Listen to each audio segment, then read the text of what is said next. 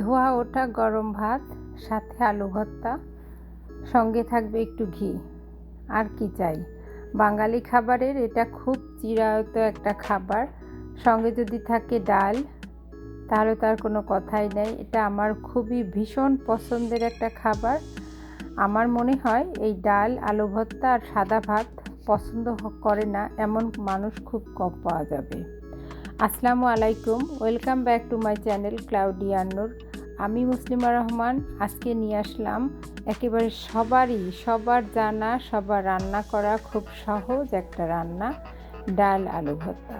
প্রথমে আমি 1 কাপ ডাল পানি দিয়ে খুব ভালোভাবে ধুয়ে ডালের ভিতরে একটু রসুন আর পেঁয়াজ কুচি দিয়ে দিলাম। অপেক্ষা করলাম সিদ্ধ হওয়া পর্যন্ত।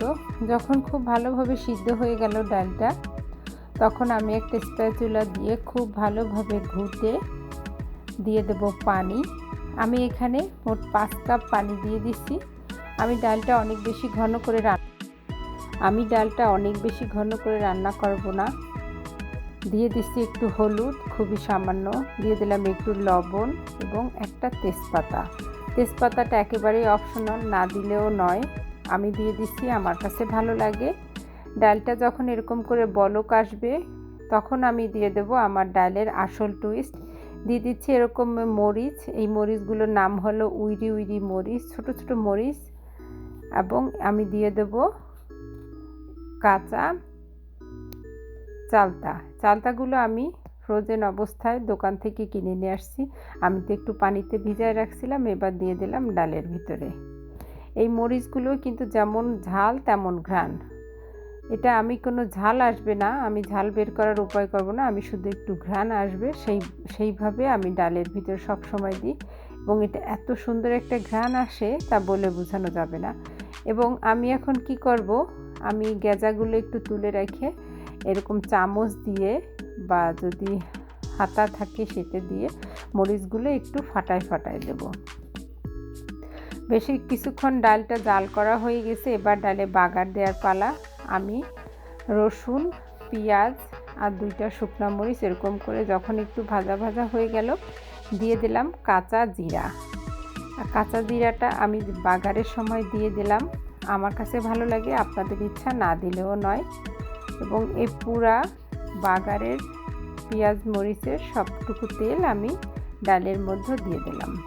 এবার ডালটাকে খুব ভালোভাবে এই মিশ্রণটা ঘুটে নেব।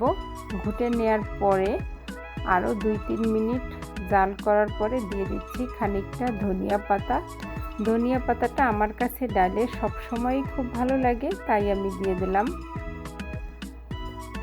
আশা করি আপনাদের রান্নাটা কেমন লাগলো আমি জানি না, আশা করি আপনাদের ভালো লাগছে। আমি একটা চালতে উঠায় আপনাদের আমি একটু চাপ দিয়ে ভাঙিয়ে দেখাচ্ছি। চালতেটা কিন্তু একদম নরম হয়ে গেছে, যা গালের ভিতরে দিয়ে চাবায় খাওয়ার মতন। এবং চালতের নিজস্ব একটা ঘ্রাণ আছে, সেই ঘ্রাণটা যখন আমি পাচ্ছি, আপনারা পাচ্ছেন না, আপনাদের আমি দিতে পারতেছি না। আপনারা যখন রান্না করবেন, আশা করি তখন বুঝবেন যে চালতে দিয়ে ডালের যে একটা কেমন মজা। আর ওই যেটা বলতেছিলাম মরিচটা ভাঙিয়ে দেওয়ার কারণে এটা দিয়ে খুব সুন্দর একটা ঘ্রাণ আসে। যখনই ডালটা খাওয়া হয় একটা আলাদা একটা ঘ্রাণ আসে, কিন্তু কোনো ঝাল আসে না। খুবই ভালো মরিচটা। এবার চলে আসলাম, আলু সিদ্ধ দিয়ে দিলাম। আলুটা আমি এরকম করে 6টা ছোট ছোট আলু নিয়ে নিছি। আলুটা খোসা সহ যতক্ষণ লাগে চুলার জাল অনুযায়ী সিদ্ধ করে আলুটার খোসা ছাড়াই নিছি আমি। এবার আলুটা যে আমি ভর্তা করব তার জন্য এরকম লাল পেঁয়াজ কতটুকু কুচায় দিয়ে দিলাম। একটু ভাজা হওয়ার পরে আমি এর ভিতরে দিয়ে দিচ্ছি কাঁচা মরিচ আর শুকনা মরিচ। আজকে আমি 2টা দিয়েই একসঙ্গে করব। কাঁচা মরিচটা একটু বেশি দেব, শুকনা মরিচ কম দেব, যেহেতু রোজার পরে বেশি শুকনা মরিচ খাবো না। আলুটারে আমি খোসা ছাড়াই একটু ভর্তা করে একটু ভাঙিয়ে রেখে দিচ্ছি, নইলে একটু শক্ত হয়ে গেলে কিন্তু ভিতরে দলা থাকবে। এবার পুরো পেঁয়াজটা, কাঁচামরিচটা, খানিকটা ধনিয়া পাতা, আমি নিয়ে নিলাম একটা শুকনো মরিচ। এবার এইটারে হাত দিয়ে খুব ভালোভাবে কষলায় মাখায় নিলাম। আর একটা কথা, এই যে আলু ভর্তা মাখার যে থালাটা, এই থালাটা আমার ভাই বাংলাদেশ থেকে আমার জন্য পাঠাইছে। ভাই মানে আমার দেবর মুরাদ ভাই। থ্যাংক ইউ মুরাদ ভাই থালাটার জন্য। আজকে আমি ব্যবহার করলাম, ভাই পাঠাইছে, অনেক দিন ব্যবহার করা হয়নি। আমি এবার সেই পেঁয়াজ মরিচের মিশ্রণটা সেই সিদ্ধ আলুটার সঙ্গে খুব ভালোভাবে মাখালাম এবং তৈরি হয়ে গেল আমার ভর্তা। এবার সাদা ভাতের সঙ্গে সেই আলু ভর্তা সঙ্গে পাতলা চালটা দিয়ে মুসুরের ডাল রান্না, আর কি চাই বলেন তো?